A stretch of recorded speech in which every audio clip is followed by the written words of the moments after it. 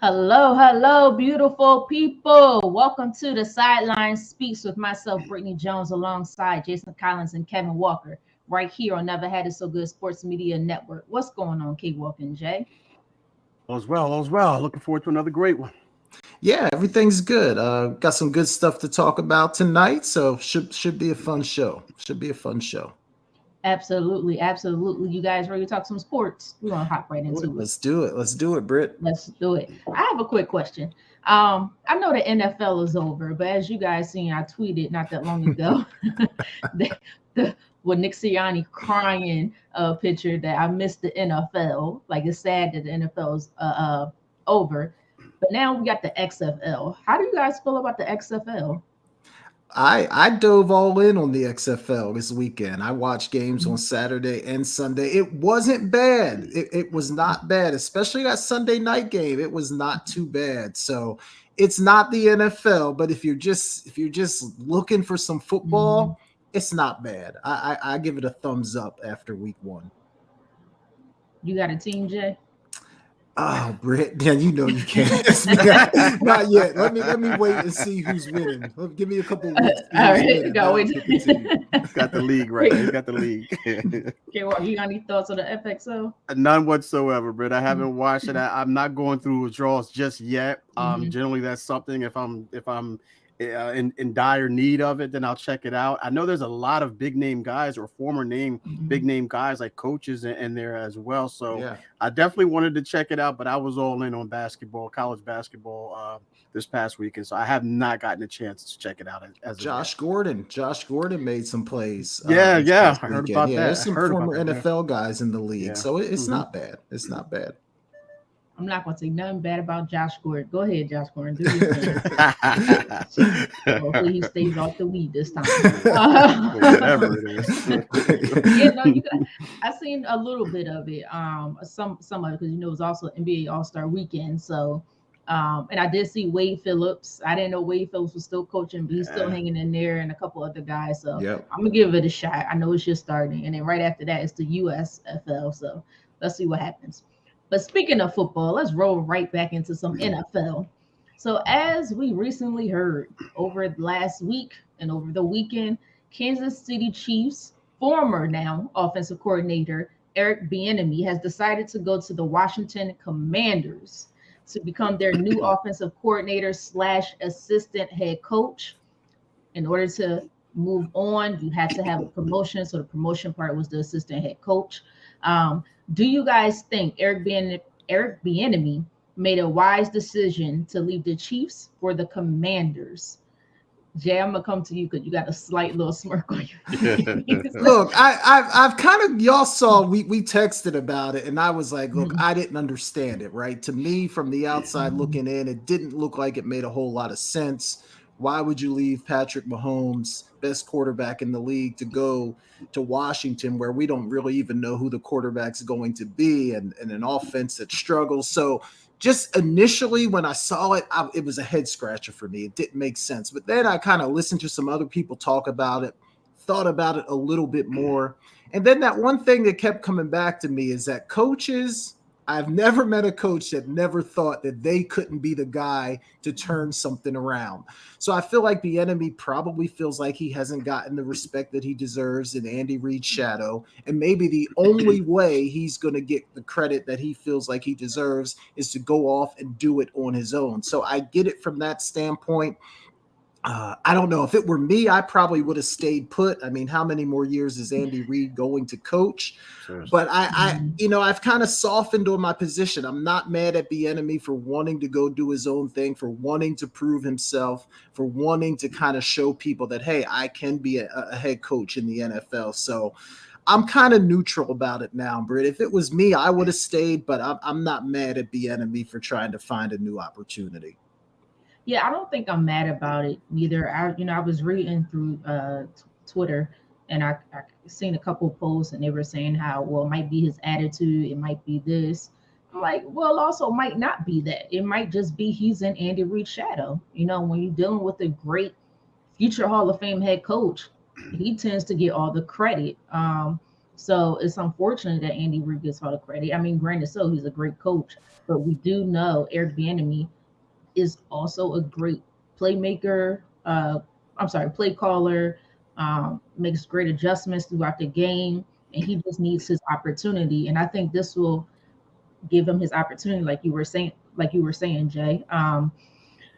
The Commanders, though, that's the only thing. It's like the Commanders, that is just toxic environment. But hopefully, he can go take his energy. He can make it into something positive. I know they're getting ready to sell the team, or they're in that process. Hopefully, that daggone owner doesn't refuse too much longer or come back with something else crazy. But this might be his opportunity to show, hey, I can help change this organization. I could turn things around. And it's a bad offense right now.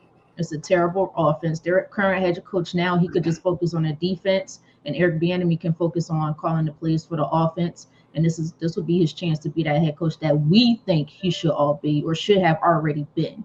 Okay, well, what are your thoughts? Yeah, I mean, you guys touched on every point that I was going to make, but just to add to that, yeah, it's just one of those things where you want to see if it was really Andy Reid making those play calls or making those adjustments. For sure, I personally thought it was Andy Reid. A lot of people are saying it's Eric Bieniemy. So a lot, and it went back and forth. It's 50-50, 48, 48, 52, however you want to look at it, to see who's actually to give credit to. But we're going to find that out for sure. Now, going to Washington, as you guys mentioned, that's definitely a challenge within itself right now. Right now, they're all in on Sam Howell, or so they say that they're all in on Sam Howell, the second-year guy out of North Carolina. He showed some promise down the stretch. They do have a good running game with Gibson. They do have McClung, a decent receiver as well.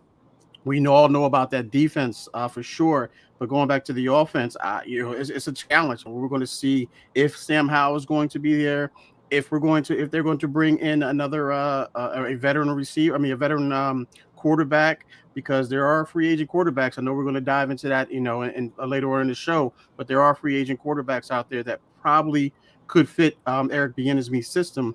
Obviously, he's not going to be a Patrick Mahomes, but it's going to be very interesting to see, how if it was Eric Bieniemy or if it was Andy Reid. And I know it's not going to be a fair shake for Bieniemy because it is Washington. Yeah. Yeah. The funny thing though, well, and Britt, I think Britt, you mentioned like getting out from under Andy Reid's shadow. Like we've seen other coaches manage to get out from underneath that shadow, right? There's been some guys that have worked under Andy Reid that didn't have any problem getting those head coaching jobs. So I'm just wondering, like, is it something else about Eric Bieniemy? Like, is he not interviewing great? Do the owners just not want him to be a head coach? Is it something from his past? Like, what is it about Bieniemy that is seemingly holding him up? Because we've seen other coaches manage to get out from underneath Andy Reid's shadow, but for some reason, Bieniemy just can't seem to get over that hump. I don't know. But the one thing I will say, you don't really ever hear of any players say they don't like him or they dislike him. So that's the one positive. So he seems like, he's tough. We all seen, I don't know if you guys seen it, but I'm pretty sure most of us seen a clip of him and Patrick Mahomes going back and forth. Because Eric Bieniemy said, no, I'm doing it this way. We're going to do it this way. But Patrick Mahomes was like, no, let's do it this way. So that shows me right there that Eric Bieniemy had more say-so than what most of us thought, So Andy Reid did not, he's the head coach, but he did delegate and allow Eric Bieniemy to make certain calls throughout the game. So maybe it is an interview thing. I'm not sure. Maybe it's a color thing. I don't know. We just don't know. We don't know. But I guess we'll find out later. We recently had two former players. LaShawn McCoy said one thing, but then Tyreek Hill said something else. So we just don't know, and I guess we'll find out. But good luck to him. I no longer like him anymore because now he's a rival. So I hope he's in the East. I don't know how much of a rival there's going to be, but So I hope he stays. I hope he stays in the gutter. I hope the team stays in the gutter for a long time. All right, guys, let's switch gears. Let's switch it over to the NBA because this past weekend was what? The NBA All-Star Weekend, which was in Salt Lake City, Utah. There were so many events this weekend, such as the Jordan Rising Stars, the Celebrity All-Star Game, the three-point contest, skills challenge, slam dunk contest, and of course, the NBA game itself, the All-Star NBA game itself. Now, as we know, we all watched the slam dunk contest. We're going to start here first. Sixers guard, or recently signed Sixers guard, two-way contract, of course, McClung won the dunk contest after coming to the Sixers from the G League. Do you think, or did, let me rephrase that. Did McClung save the dunk contest? Okay, well, I'm starting with you on this one.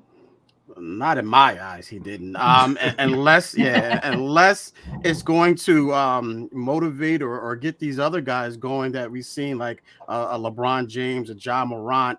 Those guys that actually would, you generally see the dunk contest during the All-Star game. So unless these guys sign up for the NBA dunk contest, I think we're just going to just see the same thing. I mean, yeah, he made it interesting for sure.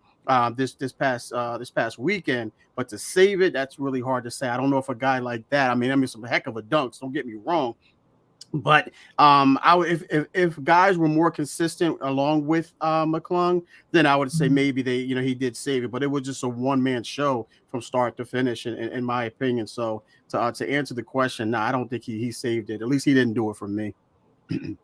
Jay, do you think he saved the dunk contest? But I'm gonna go one step further with that question. Also, I'm gonna switch it up with you. There also have been a lot of people out there that are very happy for McClung, but believe the dunk contest is for NBA stars only. Do you agree with that? Yeah, that's a good question. Number one, I hate to be a Debbie Downer, but I kind of feel like K-Walk. I don't think he saved the dunk contest. I think, maybe he stopped it from, like, they were about to put the last nail in the coffin, and maybe he stopped them from putting that nail in the coffin for one more year. Good dunks. Again, not taking anything away from him. He did a great job. But even with what he did, it didn't really move me that much. I was like, okay, nice. I mean, I don't know. I just maybe feel like we've seen all the dunks that they can possibly do. Now, in terms of it being for stars, I think that's interesting, right? Because it used to be that All-Star Weekend was about the stars, that you were going to highlight the very best players in the league.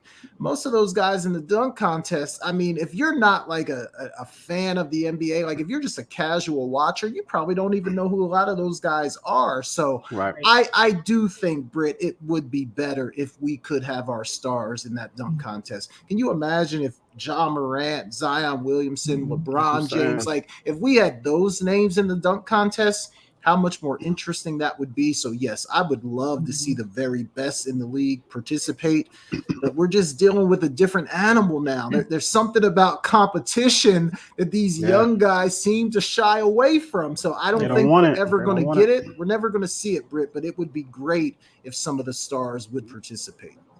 Yeah, I just feel like the stars ran away after LeBron said no. Yep. Now, I think LeBron said no because he just doesn't think that he's good enough to do it. Not because he wasn't willing to do it. I don't think he believed he was good enough. I know he did it in high school. He didn't do that well in high school. So he was like, this is not my thing. I'm not going any further with this.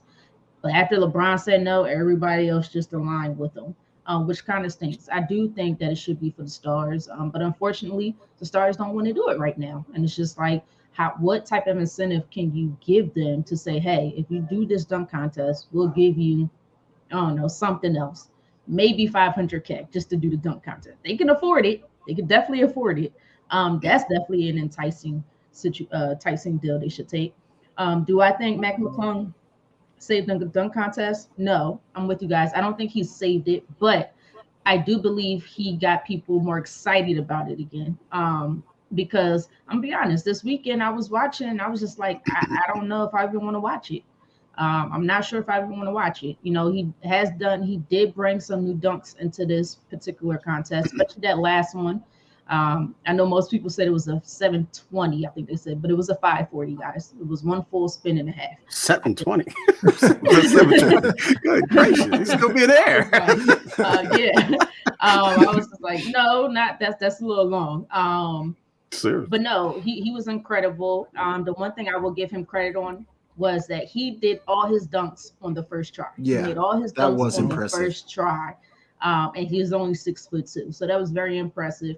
I think the dunk contest brought attention to McClung and helped to I don't want to say save his career, but helped to bring attention to hopefully to help boost his career. There we go, help boost his career, not versus the other way around. I think the dunk contest will still be there. It's been there for years, but I agree.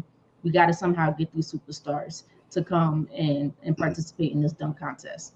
We're still going to stick with the NBA weekend because we've seen the NBA game or the NBA All-Star game. Now I have a comparison. Which one do you prefer? The NFL Pro Bowl game with the new format, the flag football format, or the NBA All-Star game? Jay, I'm coming to you first. Listen, I think they're both not great, but I the new format for the Pro Bowl at least gave me some hope because the guys did go out there and play and compete. Like, it's hard not to play flag football and have fun. So if you just get guys out there, put some flags on them, they're going to play, they're going to have fun, they're going to compete. The NBA All-Star game for me this time was embarrassing. I watched the first quarter and then I stayed on the XFL the rest of the night.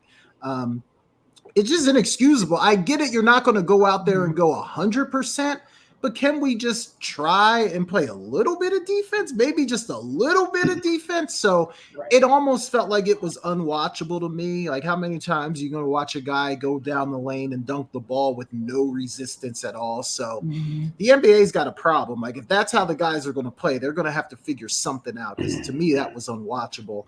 Right now, I take the NFL game over the NBA. Easily right now.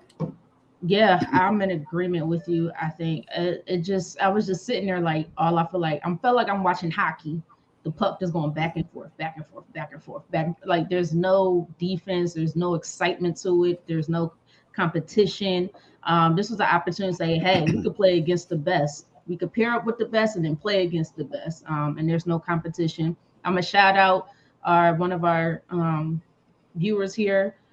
Commented actually on Facebook, said Jordan, Dr. J, Wilkins, Vince Carter, among many others who took it serious. Today's stars don't compete with tenacity anymore.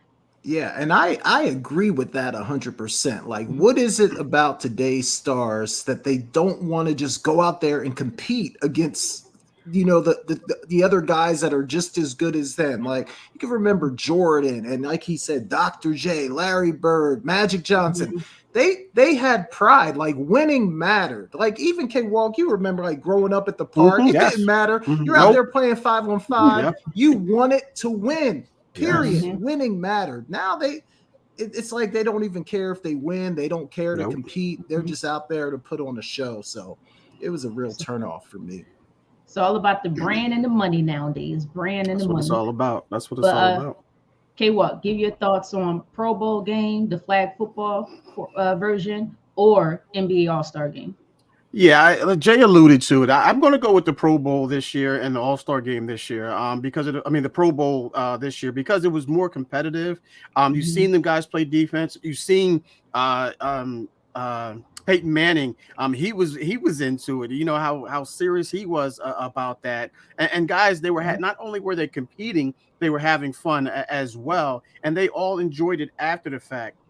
Then you got the head coach of the I think it was Team LeBron team. Yeah, I forget who he coached, but Coach Mike Malone from the Nuggets, he said that it was one of the worst games he's ever been a part of, and he's the coach there. So for him to say that's like, you're really ridiculous, man. Yeah. I mean, I just think I don't know what more you can do to fix it. I believe Joel Embiid was kind of pleading with these guys, like, yo, can we turn this up? Can we turn the competitiveness up? Can we turn the defensive game up? And these guys just looked at him like he was, like he was trying to sell them something on the street. Like, no, we're not trying to hear that, man. We're not trying to hear that. Then you got Dame Lillard, shooting, not even half court. It was like 2 feet behind the half court line, and then you got LeBron throwing the ball. I mean, it was just, yeah, I get what they're trying to do, but come on, let's make it competitive. Maybe if they go back to the East-West version of it, like, East versus West, and turn it into what the Major League Baseball does with their All-Star game, is that the winner of the All-Star game gets home, in this case, gets home court advantage in the NBA Finals. Maybe if they do something like that, maybe we can start to see a little bit more competitive basketball. But it's just a one big video game right now to watch, because you got Team Giannis against Team LeBron. You're doing the draft, and then these guys are just saying Olay, go do your thing. So it's just like, I didn't even watch the All-Star game, to be honest. I watched highlights of it. And that's the only reason why I gave you all that half court shot, the LeBron of it, because I watched the highlights. I didn't even watch the game. Didn't even watch the game. It was just disgusting. Go ahead, Jay. No, man, you make a good point. Like, maybe the NBA has gotten too cute with this thing, right? Trying to have captains and picking guys from both sides of the league. Like, you're right. Maybe if they go back to East versus West, have a little bit of pride in your conference, maybe that would make it more competitive. And hey, maybe put something on the line like home field advantage in the championship. Then I think we'd see some guys compete. And especially in basketball, where yes, you can get injured, but the risk of injury really isn't that high. These guys should be out there playing, man. That I thought it was embarrassing. Yeah. Well, you guys are basically talking about my next question, which basically was, do you think the NBA needs to change the format to the NBA All-Star game? It's not, no, you're fine. It's okay. It's all right answer. It's no big deal. But it sounds like from me listening to you guys that you guys do think they need to change the format and go back to the East versus West. I know our viewer, he thinks, yes, going back to the East versus West is definitely one of the best ideas. I think another idea, maybe do something with the big three.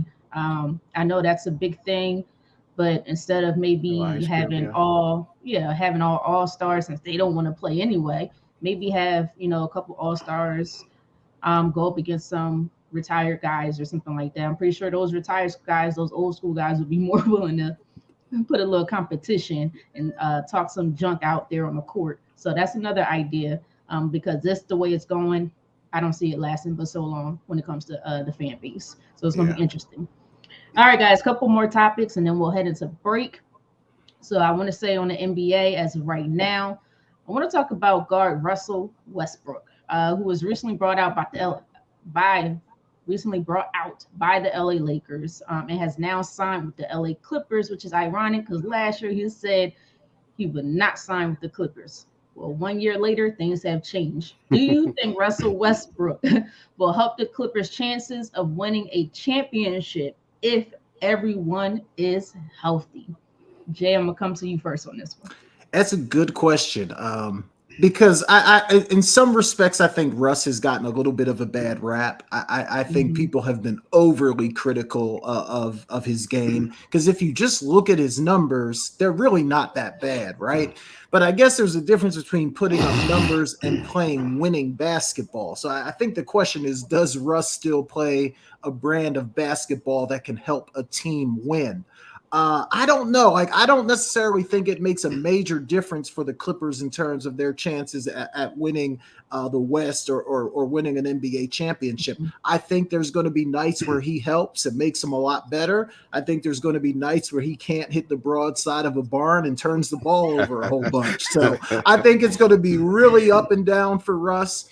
But I guess specifically to answer your question, I don't think he's going to have that much of an impact in terms of wins and losses.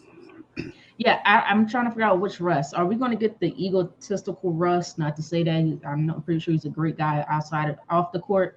Or are we going to get the team environment Russ? It looks like towards the latter days, I guess you could say, with him being with the LA Lakers, he seemed like more of a team guy. He was coming off the bench. He was playing well coming off the bench.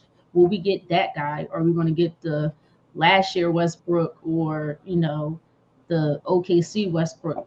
I think if we get more the team guy, he could be their point guard now, because Kawhi and Paul George, they could play off the ball. Plus, they have other shooters there. Yeah.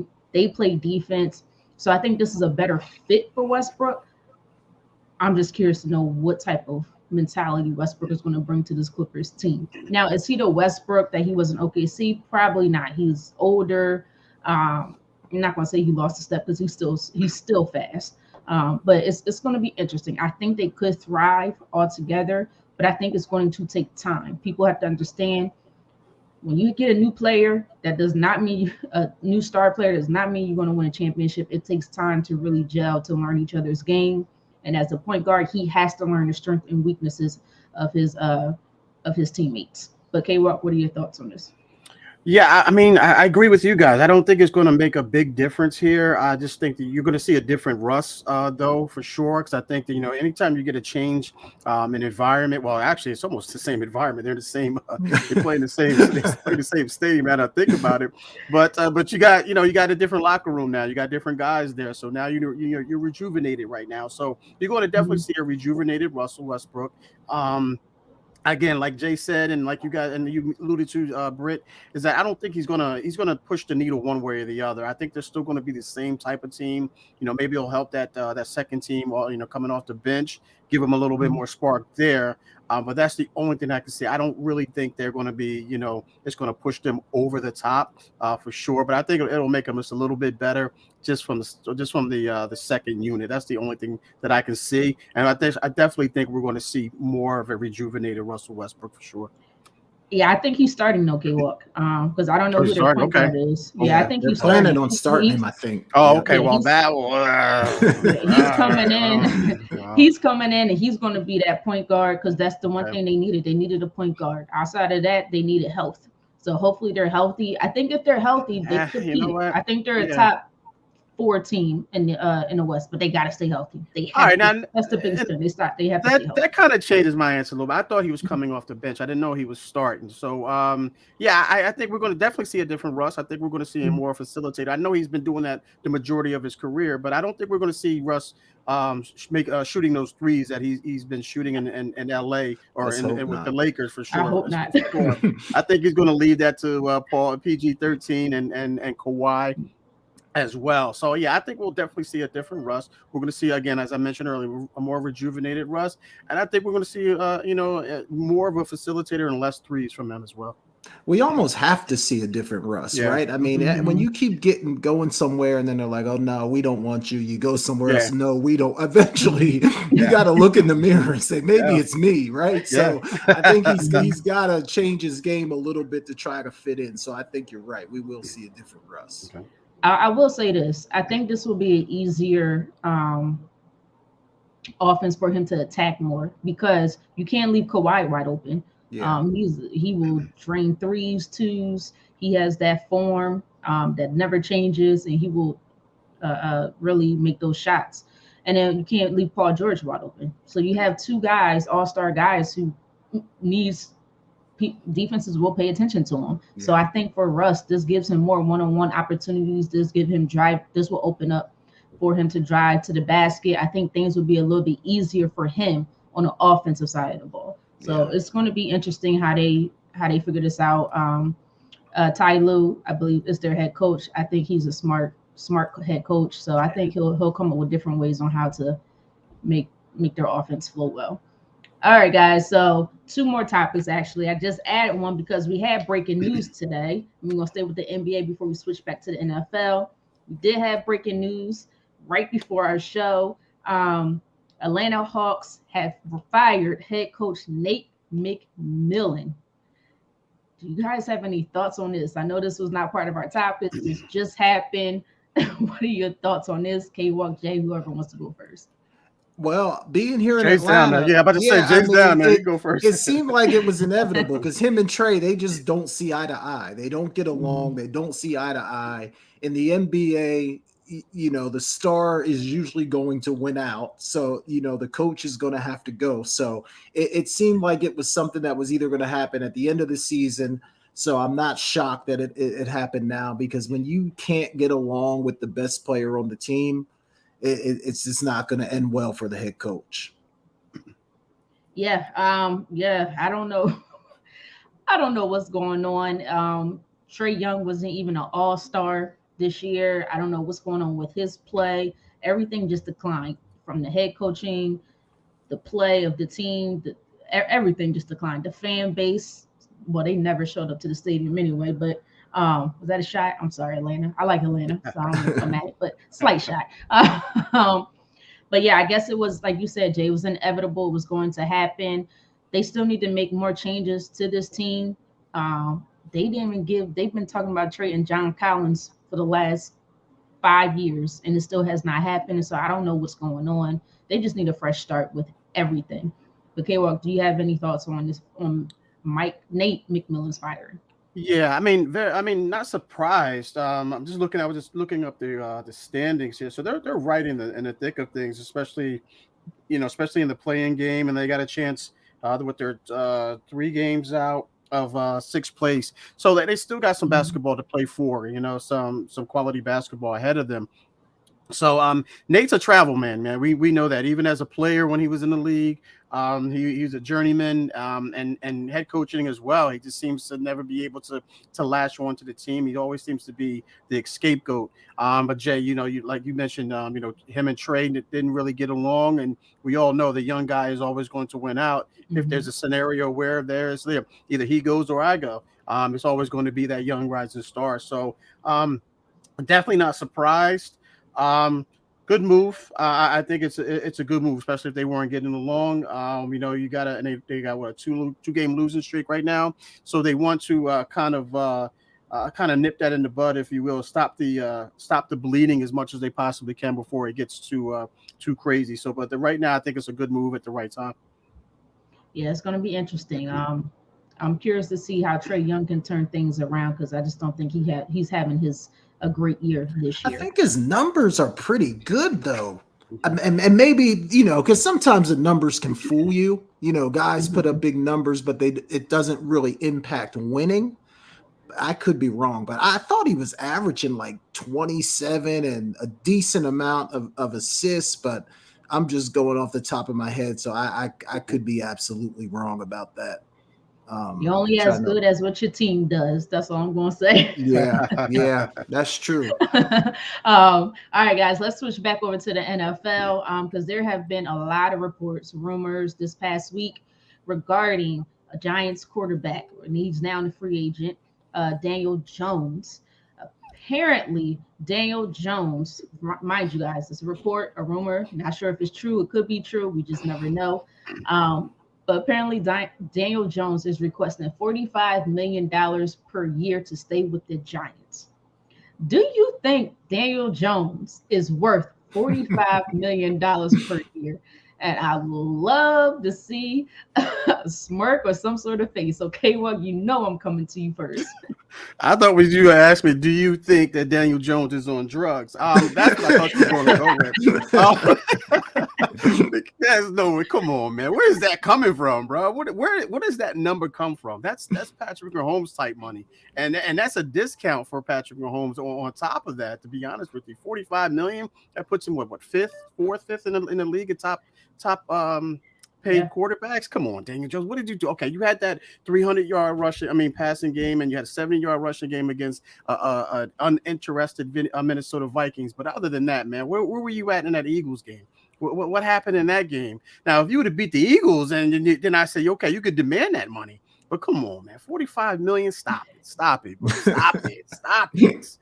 No way in the world he gets that money. I mean, if you give him that money, you're just desperate. But especially from a team that didn't even pick up his 5th-year option as a rookie. Mm-hmm. So I can't see. I don't know where, and I hear that he's changing agents as well. And I don't know if that's going to make a difference, bro. That's not going to make a difference. It's still a crazy amount of money to be asking from Daniel Jones for any team, not just the Giants, from any team. Yeah, I believe Patrick Mahomes is at that $45 million per year, or somewhere close to. So that makes him 1, 2, 3, 4. Yeah. So Patrick Mahomes is the 5th paying quarterback in the league. He probably should be number 1. Right, exactly. Aaron Rodgers is number 1 at $50 million a year, and I don't even think Daniel Jones. No disrespect, he might not even be top 10. I'm not even sure if he's worth top 10. Maybe now. I'm looking at this list, so he might be at like 8 or 9. He might slide in there at 8 or 9. Compared to what everybody else is doing here. But no, definitely not a top 5 pick. No, 45 And you know, million. Lamar Jackson is sitting there like, give it to him. Yeah, Lamar exactly. Jackson, please give him that. Give him that. Exactly. No. They'll probably franchise him most likely. So that'd be maybe about, I think they said 32 for a franchise tag. Maybe. I'm not even sure if he's worth that. He has to prove a lot more to me. To me, he has to prove a lot more. I know Giants fans sitting back like, you don't know what you're talking about. They didn't want him before the season. Yeah, I was gonna say, y'all don't remember like Daniel Jones. Like prior to Brian Daboll, y'all was saying get rid of him. So yeah, exactly. He has a lot more to prove, in my opinion. But Jay, do you think? Forget it. You know the question. I'm not even going to repeat it. It makes me sound like I'm on weed or something. 45 sounds like a crazy number. I agree with you guys. It sounds like a crazy number, but you guys know how the NFL works. Like the later, like when your number comes up a couple years after the other guys, it's always going to be a little bit more. What did the salary cap increase by? Like 17 million, something like that. So every time that salary cap goes up, that's more money in the pocket for these quarterbacks. So no, I don't think he's worth 45, but I think he's probably going to get, if they don't franchise him, I mean, 37, 38 might be a realistic number now for a guy like that. I mean, you know, that's just kind of what they pay these guys. So 45 is a reach, but he played pretty good down the stretch. So he's probably trying to leverage that. I don't think he'll get 45, but I can see him getting 37, 38, something like that. Down what stretch? The regular season stretch? Yeah, I was saying, if you would put more than 7 points on the board to get in that division, didn't he play decent like a couple games? I give him the Vikings game. Yeah, I thought he was decent against the Vikings. Yeah. But the reality hit when we played the Eagles. Though. Yeah, I'm right. Right. Oh wow! Wait a minute. What? We got another viewer. What to say? Aaron Rodgers should be in jail for stealing welfare. That's funny. Oh, that is G Girl Martin. Woo, that was a good one. And I'll tell you what, like when you think about that though, like 50, when you say Aaron Rodgers, I get it, but 50 million sounds like a lot of money for A-Rod, doesn't it? I mean, I don't think he's played $50 million worth of good quarterbacking. I don't think so at all. I agree, Jay. Yeah, I mean, she's right. He's stealing. Yeah, Eagles, if you can hear me now, please play Jalen. And Jalen Hurts is out there salivating too. Yep. Please pay him right now, because I don't want this to go into next year. We got to then pay Joe Burrow and all the rest of those young guys. Pay him now so we don't get killed as far as salary cap. Yeah. Huh, man, I hope. Come on, Jalen. Please help us out. Help us out. All right, guys. We're going to head into a break. Jay is going to take over so we can have more sports talk and more fun. Please subscribe to The Sideline Speaks on YouTube. We are also on Facebook. Same name, The Sideline Speaks. We are The Sideline Speaks everywhere. But please subscribe, like, comment, and please share our channel. We would greatly appreciate it. We are on the road to 250 subscribers, and also like as well. Actually, we got one more comment. Okay, they said, I hope Jalen Hurts gets his money. Me too. Me too. Me too. We all hope Jalen gets paid. He definitely deserves it. But you guys are listening to The Sideline Speaks with myself, Britne Jones, alongside Jason Collins and Kevin Walker, right here on Never Had It So Good Sports Media Network. CampLyman.com is an opportunity for my big boys to come get some work. Let's put it all together. We built from the ground up. You know, our cliche is it all starts up front. Once again, start, stance, hand placement, hand separation, get-offs, counter moves, a little bit of everything. Polish up those skills before your middle school or high school season began. Just come work on your craft. Once again, CampLyman.com. You're inside Never Had It So Good Sports Radio with Princess Cooper, Tim Moore, David the Duck Riley, Jason Collins, Shoshana Cook, Britne Jones, Travis McGee, Eric Scott, and Kevin Walker. We make it easy to talk sports. All right, welcome back to The Sideline Speaks. Britne Jones, Kevin Walker, and Jason Collins. Guys, also don't forget we're on Apple Podcasts as well. Apple Podcasts, Spotify, and Google Podcasts, so you can always check us out there as well. We just talked about some of these quarterbacks, guys, but let's kind of make some predictions about where we think they're going to end up. I think we'll have a little bit of a quarterback carousel going on in the offseason. Some guys are going to move. Obviously, some guys are going to end up staying. But let's start with the $50 million man, Aaron Rodgers. Walk, there's been some reports that Green Bay's done with Rodgers, that they're ready to move on. They're kind of tired of the antics. It's how it is with every great player. At some point, your talent is no longer worth the trouble. I feel like Rodgers is approaching that point. But Walk, where do you see him landing when the season kicks off? What kind of uniform will Rodgers be wearing? Yeah, Jay, I think we just hear this every offseason, to be honest with you. Yeah. Aaron Rodgers not being happy in Green Bay. Green Bay wants to move on, so forth and so on. Then next thing you know, he's signing, like you mentioned, a $50 million a year deal. I think this time is true. I think this time is valid. It's not a false rumor, so I think we'll still see him in a green uniform. I just think it'll be here in New York with the Jets. I think they'll do something to make that move. Robert Saleh and those guys, they brought in Nathaniel Hackett, the former head coach from the Broncos, as their offensive coordinator.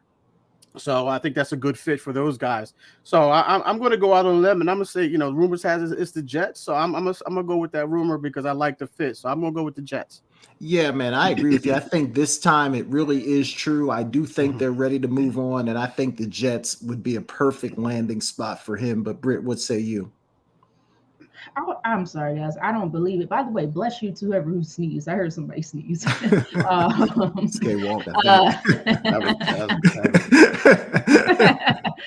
mic is that. My mic was that sensitive. But no, I'm sorry. I think he's staying with the Packers. Because he has to restructure his deal. Will he be willing to restructure his deal? He says he is, but will he really? Is he really ready to do that? Because odds are that means you're not going to get that $50 million, and that's a lot of money to change up. You're going to lose some of that potentially to go to a new team, because I don't think any team's going to be willing to trade for that type of contract. I'm sorry. And if he does, I really think he might go to the Raiders. Derek Carr is gone. They released him. He is gone. And Aaron Rodgers has come out and stated he would love to go and play with Devontae Adams over with the Raiders. So I think he's going to the Raiders. Is Rodgers with Aaron Rodgers first? Staying with the Packers first, then maybe go to the Raiders. Is Rodgers still the guy, Britt? Like, is he still that dude to you? Like, oh, we got Aaron Rodgers, or is he now just a really good quarterback? I think it was a tough situation with the Packers. A lot of young receivers, and if we've seen a lot of those receivers in the beginning year, they were actually dropping a lot of footballs. So I think in the right situation, I think Aaron Rodgers can still be Aaron Rodgers.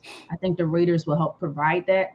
But there was a couple games this year where Aaron Rodgers did not look like himself. So I can't put it all on those young receivers, because when he did start catching footballs, he was not passing the ball right. But he was nowhere near how Tom Brady played this year. Yeah. Tom Brady was just retirement zone. So I think in the right situation, if you have Aaron Rodgers, you got a chance to win. Yeah, for me, he's lost a little bit of luster. But K-Walk, is he still the guy? Is he still like, oh, we got A-Rod, we got a chance? Or is he just, another good quarterback? In my eyes, he's still that dude, man. He really is. I just think that there's falling out between him and the front office there, and Green Bay, and I think that's kind of he disengages a lot there, so we don't see that same Aaron Rodgers from the mental standpoint. But I still think he has all the physical tools that he had for the last few years. So I still think he's that dude. You put him in the right situation, like I mentioned with Westbrook, you put him in a different environment, he's rejuvenated. And if you get a rejuvenated Aaron Rodgers, you're going to see him play at another MVP type of caliber season. So to me, he's still that dude. Okay. Let's talk Lamar Jackson. Ravens don't want to pay this guy for whatever reason. They don't want to give him a long-term deal. There's even been some rumors that maybe he's coming down here to Atlanta. I don't know. I think it's a long shot, but you never know. But Britt, when the season kicks off, is he going to be a franchised Raven, or is he going to be playing somewhere else? I think they are going to franchise tackle.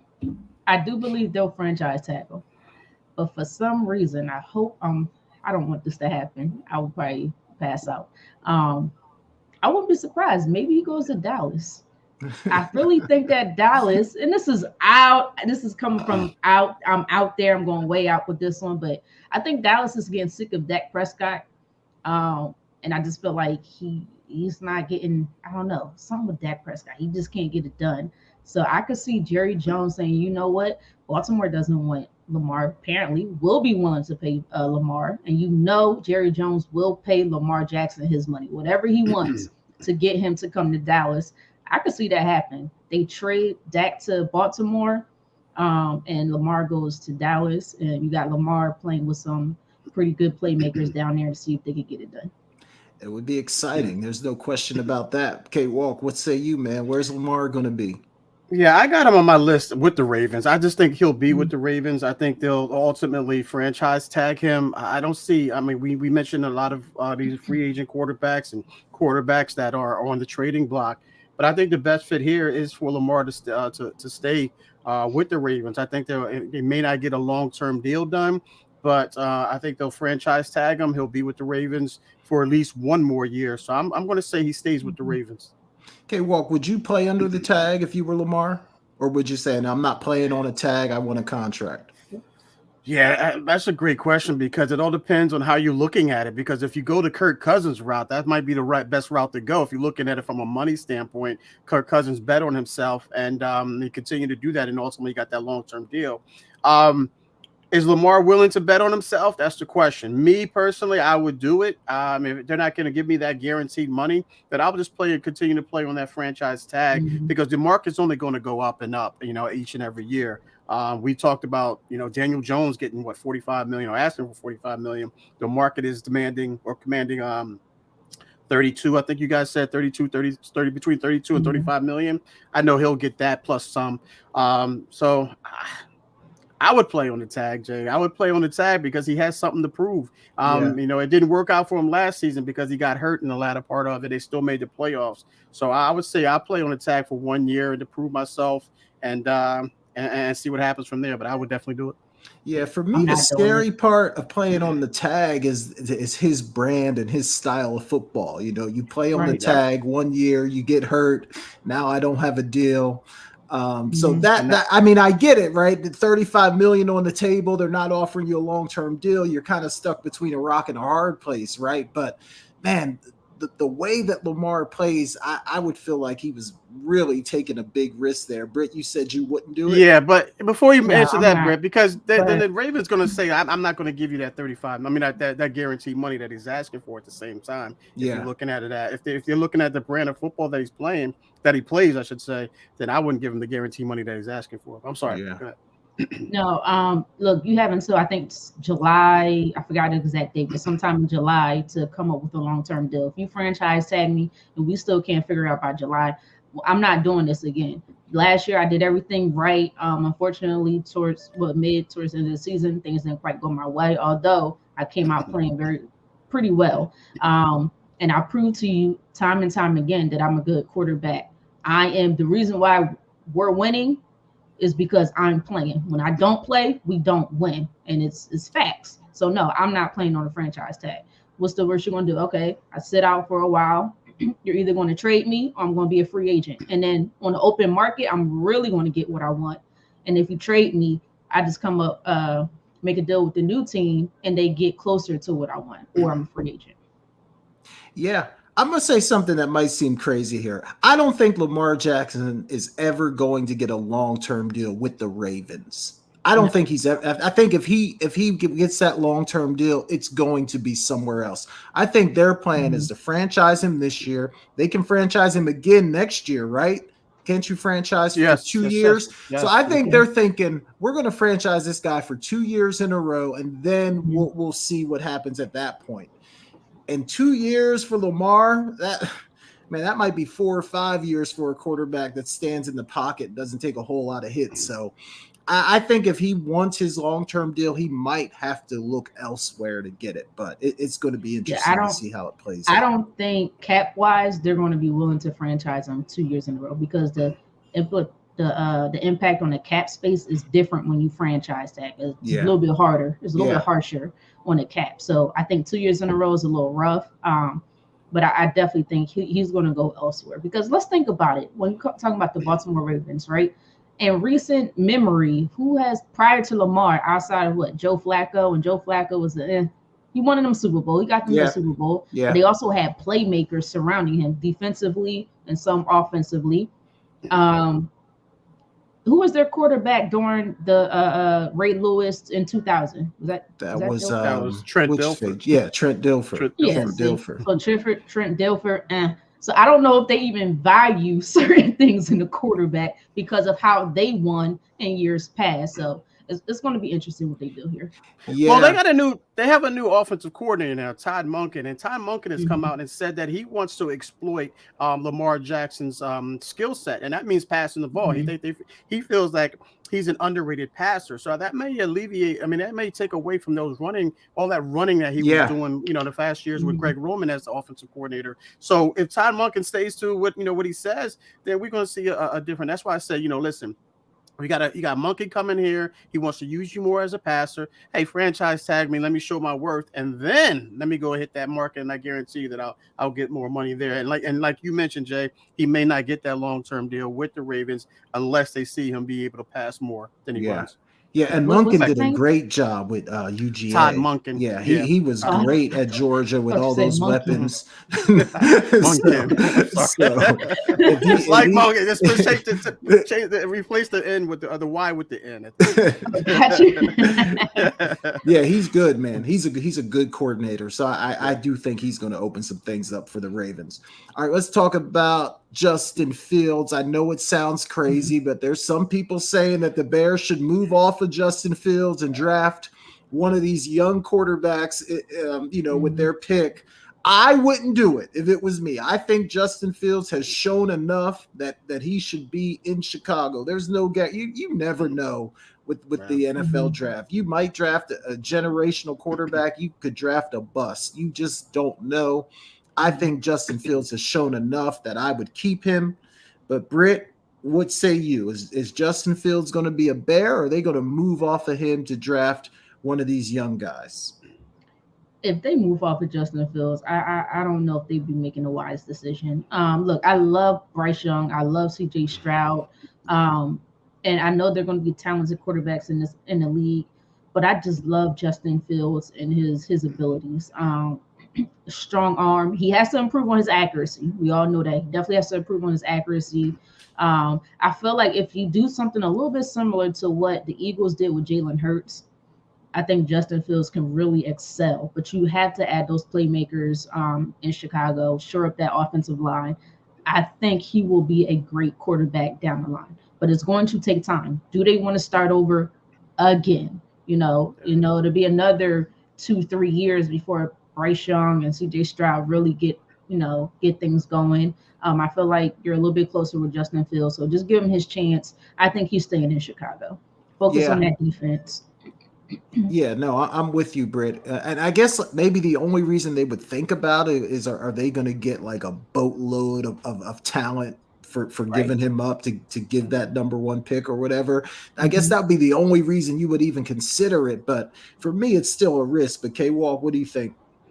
Yeah, I agree. As much as I feel like the Bears organization they're an enigma. You just don't know what you're going to get with them. But I say he stays with the Bears. I think he's proven enough. I think you put him in a situation kind of similar to Lamar, is you got to use his arm a little bit more and put him in the offense and surround him with some receivers that he can get the ball to for sure. But that one guy, the young kid Carter, the projected number one overall pick, he's hard to turn down, man. And when you already got a quarterback like Justin Fields, I mean, you're going to build on something. So if it was me, I'm saying he's staying with the Bears. They take that number one pick with Carter, and then they build around him in the draft as far as getting offensive linemen, getting receivers around him as well. But it's hard to turn down give up that talent so quickly. Yeah. I wonder if they could even trade that, with a team that's going to pick a quarterback. Yeah, they could do that as Still well. end up getting Carter and maybe get some draft picks or whatever with that trade. So they definitely have a lot of options in front of them. And then they also have a lot of money in free agency. So they have a lot of was like over $30 million, something like that in cap space. So you could do a lot with that in free agency as well. So let's talk about the quitter, Derek Carr. Wow. Wow, Jay. First time I heard him called that. Okay, well, where you see him going, man? I have him right now. I have him with the Saints. I have him going to the Saints. I think that's a really good fit. Even when he was with the Raiders before they released him, he made a visit there, and to me, and after he visited there, he said, that's when he came out and said that, listen, I'm not waiving my no trade clause. I'm not waiving that for any team. So a lot of people are looking at it differently. I'm looking at it as a lot of people saying that, well, he didn't want to go to the Saints, so don't trade me to the Saints. I'm looking at it the other way. I thought that he really liked it there, and he wants to go there. I think it's a good fit for him. Good pieces around him. Alvin Kamara, we don't know what his situation is going to be with that indictment that came down with, but he has some young receivers nonetheless. So I think he really likes it there in New Orleans. I think he ultimately signs there. I ultimately think that's the best fit for him. So I'm going to say the New Orleans Saints. Yeah, I'm with you. I think he'll be in New Orleans as well. Britt, what about you? I thought about New Orleans, and I still think that's a big possibility. Like you guys say, he likes it there, but I'm going to say the Jets. I know a lot of people are saying Aaron Rodgers to the Jets, but I don't know why I'm feeling Derek Carr to the Jets. I think they have a great young defense. If I'm not mistaken, they were a top 5, top 6 defense this year with Sauce Gardner. And then they have some young, talented playmakers and Garrett Wilson, Breece Hall. I know he tore his ACL, but he was doing very good things prior to the ACL injury. And then they have the young guy and Elijah Moore, who's more of a love that guy, man.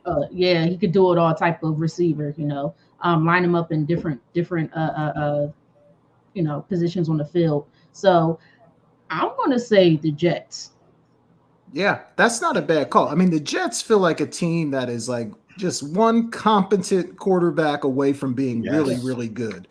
So if they can get one of these guys that we've talked about tonight, I think they're going to be a really good football team. All right, last one, Jimmy G. Where is he going to end up, K-Walk?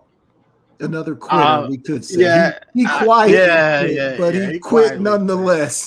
But where do you think he could possibly be wearing a Super Bowl ring right now? Possibly, Rick. Don't jump down my throat. That's impossible. But I like two teams here. I like the Dolphins first, because we don't know what we're going to get with Tua. We don't know what we're going to get with Tua. Plus, he has a great relationship with Mike Daniels.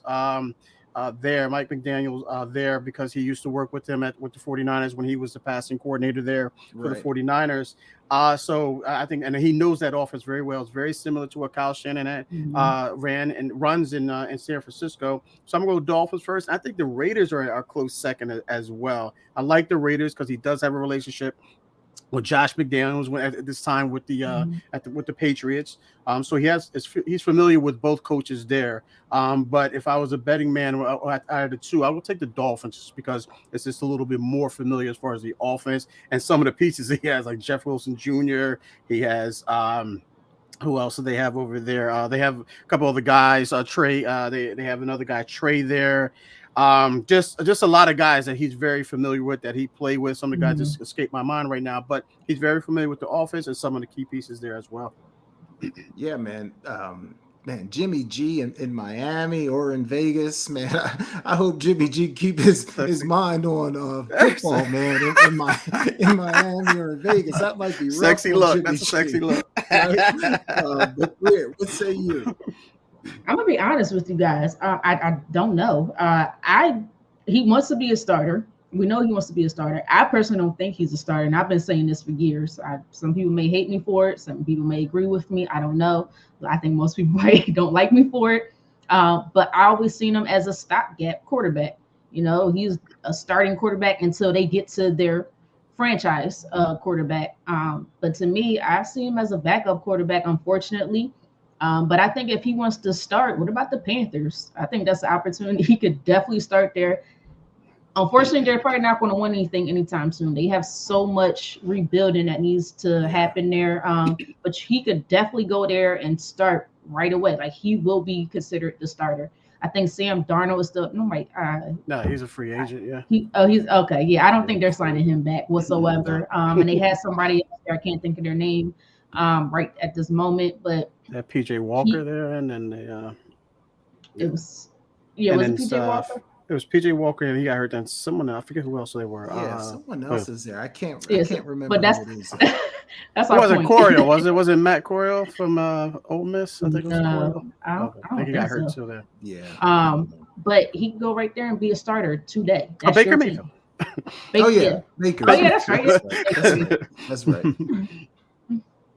All right, good stuff, y'all. Is that? Yeah. Okay. Yeah, I think Is Baker Mayfield in the Panthers or LA? No, he's in. He finished in LA. He finished in LA. Oh, he finished in LA. But he was with the Panthers. Yeah. So we don't know who's there. So to your point, exactly. Right away. Let me get warmed up. All right, good stuff, y'all. Let's give out some awards, guys. Football season's over.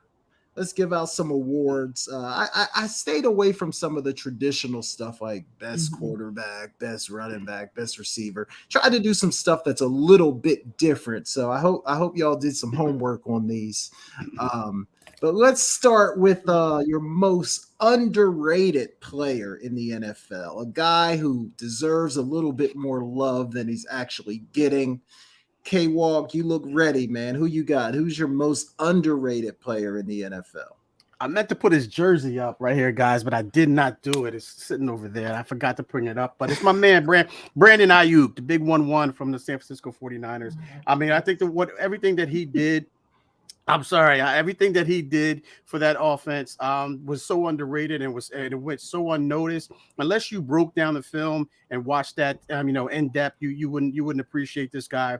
But he had 78 catches, over 1,000 yards, eight touchdowns, and we know how many different quarterbacks they played with this past season as well.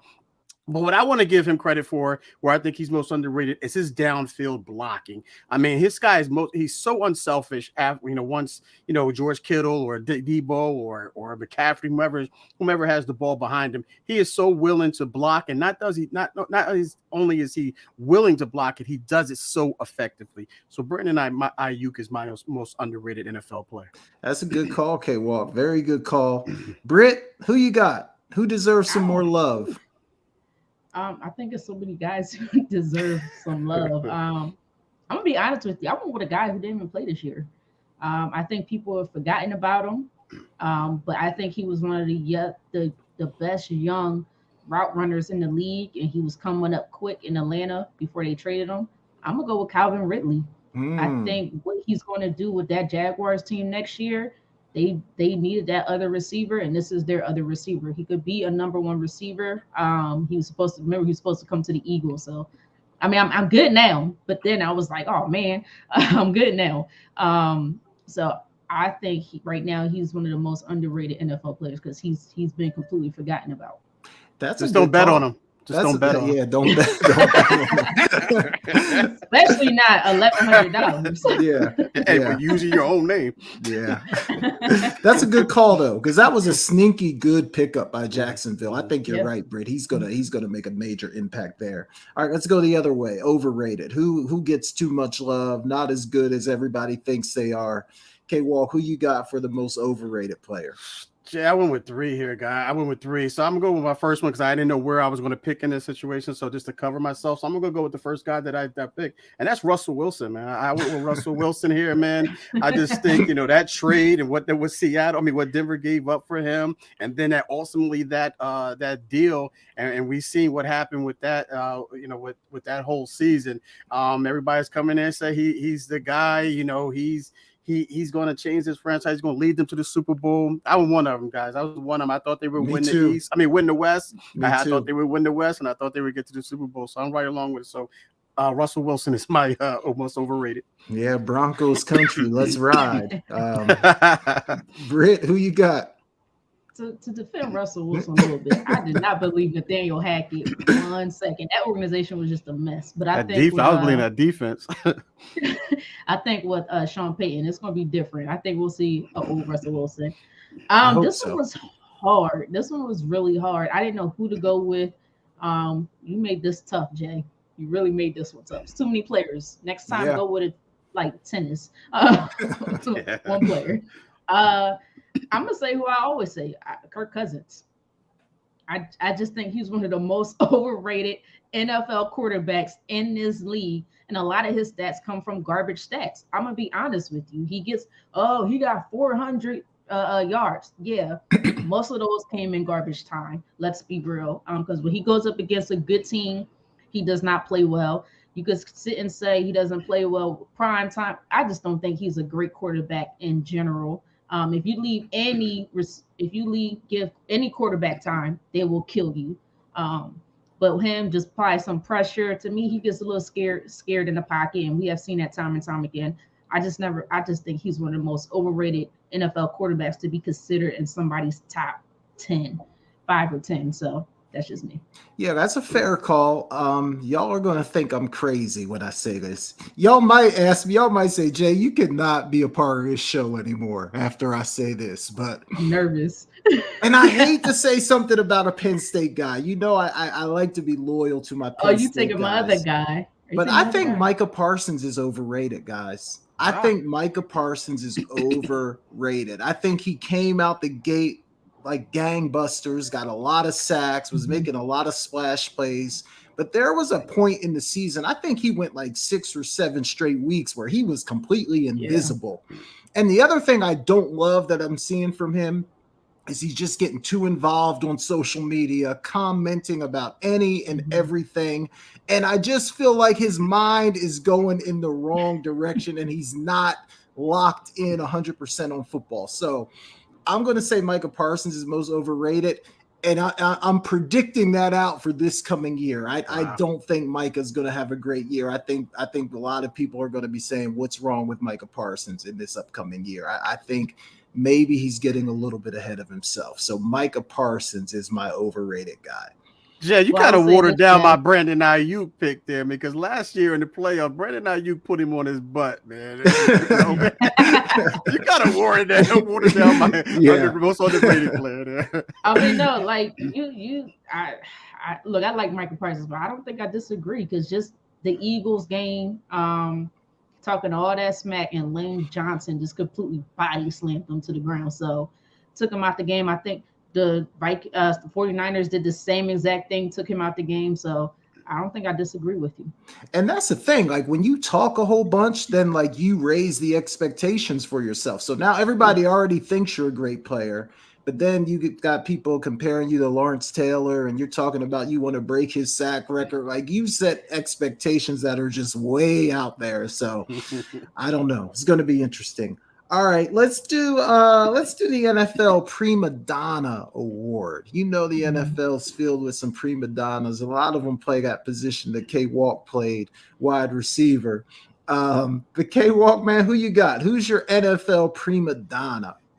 I had 3 again here. I'm going to go with Kyler Murray, man. I'm going to go with Kyler Murray here. That's a good one. I think Kyler Murray, we saw him come out demanding that big deal, which he ultimately got. But then you hear him before the game, he's in the game in the locker room playing video games, and then he's talking all this trash and not getting it done, running around like a little squirrel in traffic. It's just man, I just think this guy he felt himself too quickly in the NFL, man.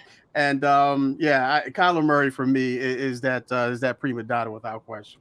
Man, that is a great call. Because he's like the definition. He's a definition of a prima donna, man. He really is. That is a great call. Britt, who you got?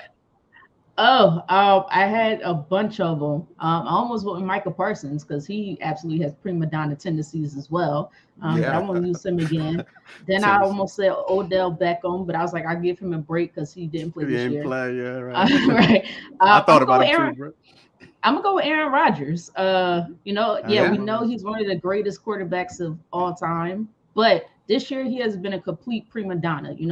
Coming at his wide receivers, the rookie wide receivers, in the locker room, and at the time he wasn't playing well himself. So I'm sitting there like, how are you calling them out? You need to call yourself out. Now he's in the media talking about he's wanting to restructure contracts that we all know he really doesn't want to do, and talking all this mess. I'm tired of Aaron Rodgers, to be honest with you. He's the prima donna of all prima donnas as of right now. So I'm going with Aaron Rodgers. Yeah, that's another good call. Another very good call. On my list. All right, Britt, I'm going to stay with you for this one. Let's do best hands. Let's do a positive one. Best hands in the NFL. Who you got for this one? I mean, it's hard to go away from this guy. I know he didn't play much. I think he was injured or he was suspended during the beginning of the year, I believe. DeAndre Hopkins. I have yet to see anybody with better hands than DeAndre Hopkins, whether he's on a losing team or winning team. He makes some incredible catches, like some amazing. I think he caught a couple this year. Although Kyler Murray, yeah, we all know about him. But I gotta go with DeAndre Hopkins. His hands, one-handed catches, over the head catches, Mawson in between the legs. He hasn't done that yet, but I'm pretty sure we'll see it soon.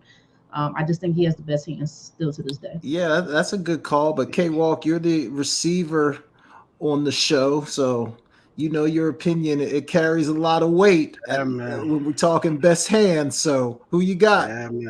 Yeah, I saw a lot of guys have some great catches, not consistently, like Pickens from Pittsburgh. He had that one catch, I believe it was the first week of the season. He had that unbelievable catch on the sideline, but he wasn't consistent with it.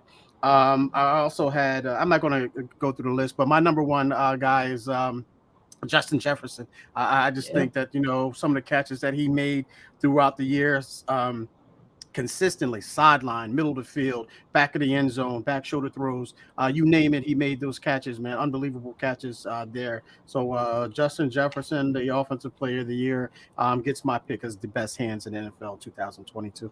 Yeah, that's a good call. Good call. All right, last one. Let's talk owners. Wait, hold on, Jay. Oh, go Jay, ahead. real quick. I'm also giving Devontae Adams. Can't forget about I have Devontae on my Adams. list. I have my list. Yeah, also have AJ Brown on that too. Yeah. Oh man, you give him a shot. No, I'm just kidding. Yeah. No, Devontae Adams. That catch that he made was in the playoffs, or was that to get them to the playoffs? I can't remember. Wait, they didn't make the playoffs, but that last game he played in, they didn't make the playoffs. That last game he played in, I can't remember who they played, but that was one amazing catch that he called, that deep pass. So he has some good hands as well. Yeah, there's so many guys in the league that just make catching the ball look really easy. It's ridiculous. Some of the skill level, some of these guys. All right, last one. Owners. Who's your best owner in the NFL? Who you like? If there was a guy you could play for or work for, who's the best owner in the NFL, Britt? You had to come to me first. If there's a guy I can play for or work for, that makes things a little bit differently than what I was thinking. I don't know. Let me take it. All right, I'm gonna come back to you, Britt. Think about it. Let me go to K-Walk. I had two guys here, or two ownerships, I should say. But the first one is Art Rooney, the second from the Pittsburgh Steelers. I just love they're the most consistent football team or football organization in the entire league. Look what they do with Mike Tomlin. Mike Tomlin's been there for I don't know how long, and he's been doing nothing but winning. And I mean, he has a winning record. He hasn't had a losing record, I believe, in over 15 years. And they just stay consistent. I know they don't get to the playoffs every year, but they always have a winning record. So you can always count on them being in the mix of things. And not just to mention what he does, everything. He just does everything like so classy. Meaning Art Rooney, the second, and that organization. They just do everything and like a class act organization. So I would say Art Rooney Close second is the Hunt family from the Kansas City Chiefs. I love everything. I love everything they did there. You know, they obviously, you know, they could be considered a dynasty right now, or at least they're on the verge of becoming a dynasty. But we'll see how that plays out with Eric Bieniemy going. But those are the two ownerships that I wouldn't mind playing for. Yeah, good calls. It's hard to go against Pittsburgh, right? And they just, like you said, they've been so consistent, you know, patient with coaches, you know, they just do it the right way. But Britt, you come up with anything? What you got? Well, I had Art Rooney on my list. Yeah. I didn't say it because you rephrased the question to me. Because I was thinking of rings. You know, I had Robert Kraft, not because of his personal stuff. Do anything with personal lifestyle, he would be the worst to me. But then I had Art Rooney. But if somebody I would want to play for, I'm gonna be honest with you, I might just stay home here.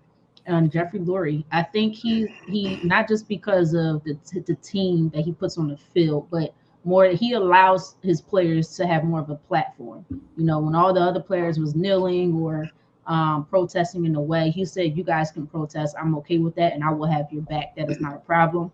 And that's what he did. So that case, someone who allows me to utilize my platform to do what's right, I'm going to say Jeffrey Lurie outside, second to Art Rooney.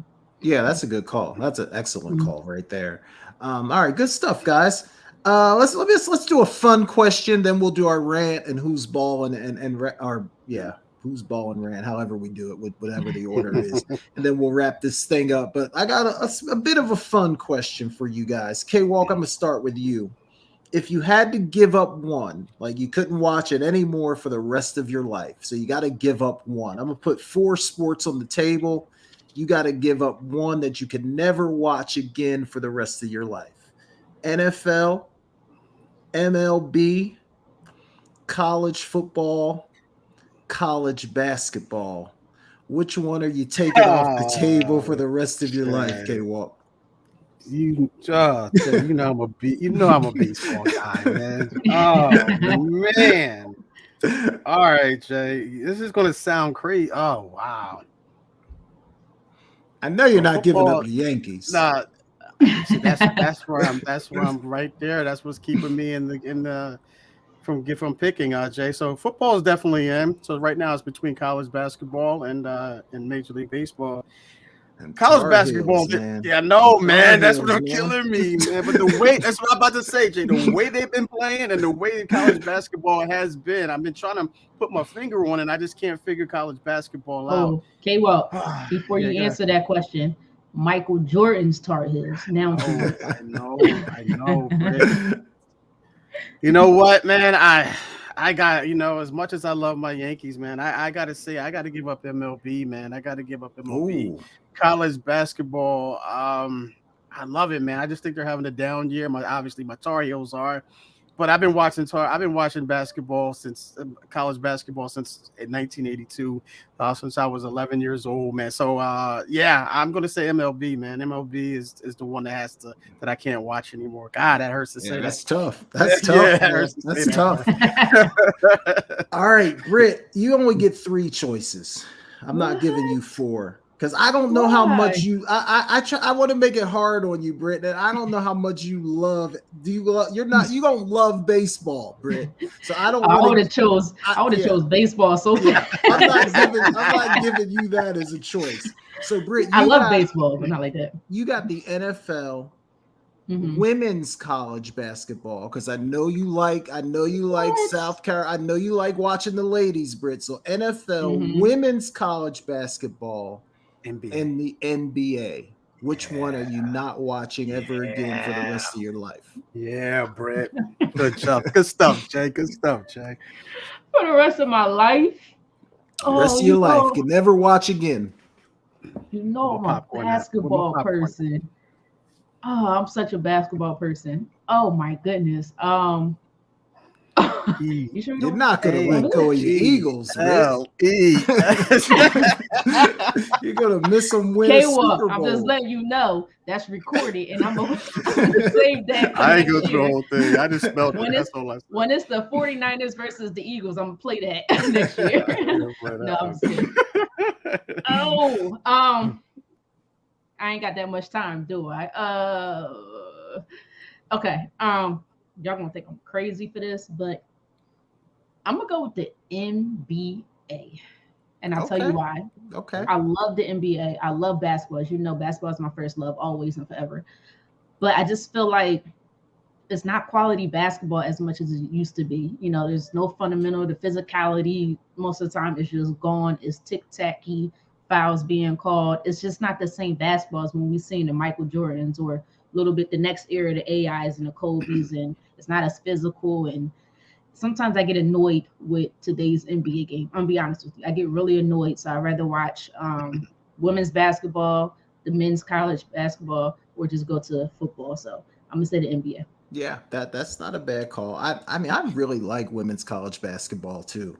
So yeah, that's not a bad call at all, Britt. Not a bad call at all. All right, good stuff, y'all. Let's do our rants. Our rants next. Every week we like to just give everybody a chance to get something off their chest. If something's bothering you, you get 1 minute to let it out, or it could be something positive as well. We've had some good positive rants as well. So who wants to start this week? Jay, you start. I can start. I might be stealing somebody's rant because I don't know that there was that much to rant about this week. Mm-hmm. So my rant's going to be the NBA All-Star Weekend. I did not enjoy it. I knew it. I didn't enjoy it. I think sometimes these leagues are trying to get too cute and change everything and change the skills competition and change this and change the dunk contest. They do all these things thinking that they're making it better, changing the game. Mm-hmm. And really what ends up happening is that it's worse. So I just think keeping it simple is the better way to go, NBA. All these changes with the All-Star Weekend. This is one of the worst All-Star Weekends that I remember in recent history. So NBA, please do something. Fix your All-Star Weekend. I agree. 100% agree with that. Okay, Walker, I don't know if I stole yours there. Did you have a backup prepared? I had two backups. I prepared my stuff this week. But yeah, I agree with you there, Jay. Fix that. And NBA used to be one of the best. Yeah. You know, for sure. Yeah. Now we're talking about, the Pro Bowl possibly being second best. I mean, I don't think I mean, MLB is still good with the home run derby and the way they do the All-Star game as well, and some of the other events as well. But right now we're talking about the NBA possibly being number 3, maybe 4, because the NHL, they're pretty good. I don't watch too much of it. From what I hear, they're pretty good. Yeah. But nonetheless, I'm going to go with college basketball. I mentioned college basketball earlier. Just the season of college basketball. I've been trying to put my finger on this season all year long. College basketball. This goes out to every single team out there, all the ranked teams, all the teams that are right there on the cups, on the bubble, first 4 in, first 4 out. Get it together, guys. Can figure out who you are.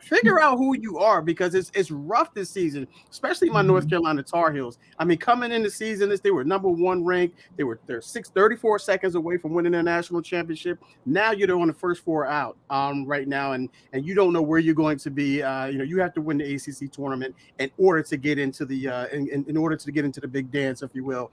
But every other team does the same thing. No one wants to claim and hold on to that number 1 spot. So college basketball. Understand who you are and go out there and be who you are. If you're a bad team, continue to play bad. If you're a good team, continue to play good. But just college basketball right now, it's just baffling me right now. Yeah, man, I'm with you. It's been hard to watch. I mean, I don't watch a ton of college basketball anyway until the tournament, but man, it's been tough. I have not really been able to really engage in the men's college game much at all. Maybe the tournament can save it just because the tournament just so much magic with the tournament. But man, you're right, K-Walk. There's a lot of teams that need to get it together. Britt, what you got for us? I'll say this: Aaron McKee's doing okay with that Temple team, so they starting to come back. University. I'm sorry. No. For those who don't know, K-Walk was D1 athlete at Temple University for the football team, so that's why he knows that. Me, I gotta come back. Kevin Durant. He recently said NBA stars requesting trades are good for the NBA. I do not agree. I think he thinks is good for him and his brand, just like any other NBA star. But no, I do not think NBA stars requesting trades are good for the NBA. how do you prove that you're the best? All these stars want to just team up with each other. That's what I admire about the old days. Michael Jordan, Larry Bird, Magic Johnson. What's the one thing they said? Magic Johnson and Larry Bird were best friends, but they never wanted to team up with each other. Why? Because they knew I can't be the best if I don't beat the best. If I join up with you, I will never be considered the best. So KD, as talented as you are, I disagree with you. And to me, you're a great talent, but I'm still not sure if you're the best that ever played the game, because every time we look, you're on a team with another great superstar, and it needs to stop. Just me personally, that's what I think. I think these trades are more for the players' brands and to put money in their pockets than it is really about winning and proving that you are the best player to ever play the game. So I have a major problem with that. Yeah, and I think fans are tired of it too. Yeah, sure. Britt, I can't decide. I was kind of side-eyeing you when you said KD. I'm like, why is Britt going to come after my guy? But I can't really disagree with it. I mean, these guys are all over the place all the time. Nobody wants to just settle down and try to just get it done and grow a team and get over the hump and go through the struggles to win a championship. So I can't disagree with you at all. Last player who did that, if I can recall, Kobe. If you want to consider Steph Curry, actually, he might be the last person. He hasn't left. Yeah. All right, y'all, let's do Who's Balling. Every week, we want to shout out a team, a player that's just been absolutely getting it done. I'll start again. I'll go first again. That way, nobody can steal mine. I'm going to stay in the women's game, women's college basketball. I don't know if you guys have watched Tennessee at all, but they got a young lady named Rickea Jackson. She can absolutely flat out play, guys. Last 4 games, 27, 25, 21, and 28. This girl can play, man. She's going to be a top 5 pick in the WNBA draft coming up this year. Rickea Jackson, absolutely balling. K-Walk, who you got for us? Yeah, I have 3 here, but I'm going to go with my guy, man. My guy, Tiger Woods, man. I know he didn't do much, but what he did for me, and he got me watching golf again. So I was so curious to see if he was going to make the cut. And for me, Tiger Woods making the cut is a win for Tiger Woods. I mean, considering where he's been, what he's coming off of, I think he's 2 years removed from that accident. Yeah. He almost lost his leg. He's still getting back into it. I knew if he made the cut that he wouldn't be that much effective, Saturday and Sunday because of all that wear and tear, on that leg. But for him to make the cut is tremendous for me. He did it a 1 under par. So to me, Tiger Woods I'm gonna go golf in here. He was golf. Or not to get us too far off the topic, K-Walk, but will Tiger ever win again? I'm not even going to say a major. Yeah. Will he just ever win a tournament, period, again? It's tough, Jay, because I really thought that this was one of his best chances to do it, man. I mean, 4 days is tough on that leg. But he starts off so well, man. He starts off so well. So I can't bet against Tiger. I'll never bet against Tiger. So I'll say yes. He'll win another tournament somewhere. It won't be I don't think it'll be a major, but he'll win somewhere down the road for sure. Yeah, I think I agree with that. I think I agree because I think at some point he'll find that magic and be able to put it together for 4 days. You agree, Britt? Yeah, I think I agree as well. I think this situation, how well he played recently, although he didn't win, I think it started to build his confidence back up. Yeah. And we're never going to see that old Tiger. No, he's too old. He's too injured for that. But I think he'll do enough to be able to win a match or so. I agree. I think you guys are right. Is it a match? Is it a match? Golf match? Golf match. Yeah, I'm sorry. Yeah. It's a golf match. Yeah. Hey, K-Walk. I got something for you. Talk to me. We got a Brown fan. That's a good thing, though. That's a good thing, though. That's a good thing. All right, Britne Monique, who you got for us? Who's balling? Yep. I don't know. I was gonna go for the All-Star game, but it was just so easy. You know what? I'm gonna give my guy a shout out. I know this really boosts his popularity. boost his career. I'm gonna go with Mac McClung. I really think he did some I fantastic. I think he did some fantastic dunks and brought a little bit more excitement back to the dunk contest. He didn't save it, but I just think he got us a little bit more excited about it. And I hope he can come back next year, and hopefully some stars will be able to join in. If not, I think the NBA should then go to some street dunkers. But Mac McClung, you were balling. Well, yeah, that was definitely the best part of a bad All-Star weekend, for sure. Right. For sure. Hey guys, before we end the show, can we just shout out to everyone who commented on our show? Some great comments. We appreciate the love for sure. I saw some comments there, so I want to thank everybody who engaged in the show. We appreciate the love and can continue to do so. Yeah, definitely, man. Had a lot of great comments tonight. We definitely appreciate you guys listening and watching. Tell a friend to tell a friend to tell a friend. We're trying to grow this thing as much as we can. So hit that like button, hit that subscribe button. Also, you can check us out on Apple Podcasts, Google Podcasts, and Spotify. And we definitely, like K-Walk said, we definitely appreciate you guys listening. All right, guys, before we get out of here, Britt, let everyone know where they can find you on social media and if there's anything sports-wise you're looking forward to this week. Well, I'm back now on Twitter. So Twitter, TikTok, and Instagram. You can find me at Britne Monique. Is right there on my screen. So if you're not sure how to spell it, it's right there. And then this weekend is all about basketball. I know we are in baseball spring training as of right now. So I'm looking forward to this young guy in the Phillies organization, Andrew Painter, the pitcher, 6'7" pitcher. Yeah, he's tall. They saying he could be a phenom. So hopefully that turns out to be true. We don't got the Yankees farm system, so it's going to be interesting. But that's what I'm looking forward to. Yeah, good stuff. All right, you can find me at Jason Talk Sports on Instagram, Twitter, and TikTok. And I mentioned Rickea Jackson earlier, guys. Tennessee plays #1 South Carolina on Thursday night. I don't think Tennessee is good enough to beat them, but it should be a good basketball game. So that's something to look forward to this week. K-Walk, what about you? Yeah, you can catch me on Instagram, Kevin.Walker142, Twitter at Kevin Walker, Facebook, Kevin Walker, and also my show tomorrow night with Sports Talk with K-Walk and E. Scott. Check that out, guys. And my link will be on there to listen to the show live, where you can call in as well. You guys engage tonight, engage tomorrow. The link will be on those platforms I mentioned.